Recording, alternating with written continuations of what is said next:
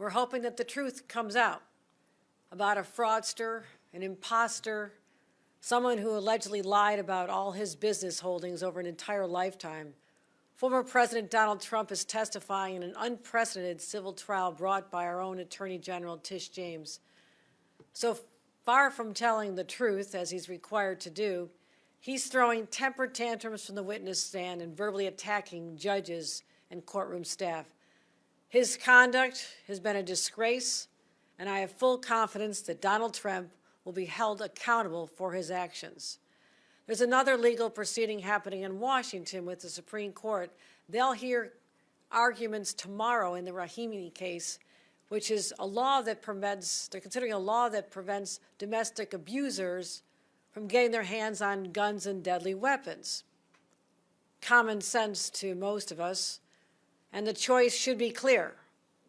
The question is, will they stand up for common sense gun legislation that protects vulnerable women from abuse, or will they stand with the mega extremists and let abusers get their hands on guns and possibly kill women?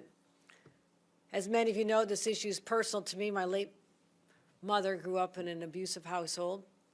She dedicated her life to helping victims of domestic violence. But unfortunately, New Yorkers know that the Supreme Court has the capacity and the ability, and has done so, the ability to eviscerate our own gun laws here in our state. That's what happened in the Bruin case when they struck down the concealed carry laws that were put in place over 100 years ago that allow a governor to protect her citizens from people with concealed carry weapons, even in public places. Tomorrow we'll see whether the Supreme Court will have any kinds of limitations on that interpretation. We hope they do. We'll be watching it closely, as will millions of Americans and those particularly who are victims of domestic abuse. With that, I'll take a few questions. Any on topic? Yes, Sonia. Yeah, so much of the reporting that we've seen about the infant and maternal mortality rates mentions how women's physical and emotional discomfort is not always taken seriously, and that tends to be a big part of how these tragedies happen. How do you work on changing that culture? What we did here today was to give access to another advocate to help women who understand them. These are doulas. These are trained professionals.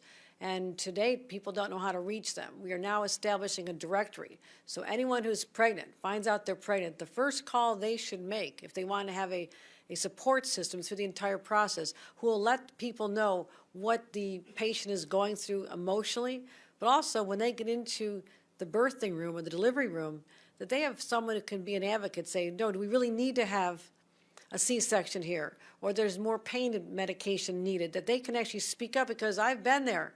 Women are in no condition to stand up for themselves when they're going through childbirth. So a doula can help rectify the problem that you're talking about, is that there's no one listening to them when they're in this time of great distress, all the way up until the baby arrives. And that's why we're so focused on expanding doula care and making sure that Medicaid picks up the costs as well. So costs will no longer be a barrier for women who need extra help starting in January. So that's the good news that came out of today's press conference.